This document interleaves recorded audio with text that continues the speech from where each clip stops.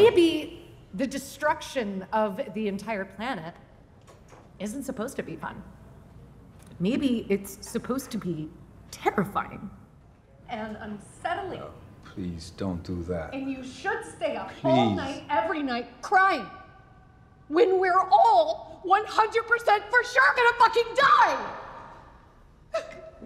C'est tout à fait caractéristique d'une écologie qu'on pourrait dire progressiste, moderniste, dans laquelle il suffirait de prendre conscience pour que les choses changent. Avertissons l'opinion publique, les dirigeants, et alors les politiques vont changer.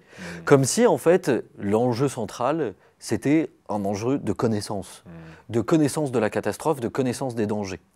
Or bon, il y a des historiens qui ont montré ça de manière brillante depuis très longtemps. On peut penser à Christophe Bonneuil, Jean-Baptiste Fressoz, voilà, des historiens de l'environnement qui ont montré que ça fait depuis le début de la modernité, qu'à chaque fois qu'il y a une innovation technologique qui va poser des problèmes, quasiment on le sait que ça va poser des problèmes. Donc la question n'est pas celle de la conscience, de la prise de conscience.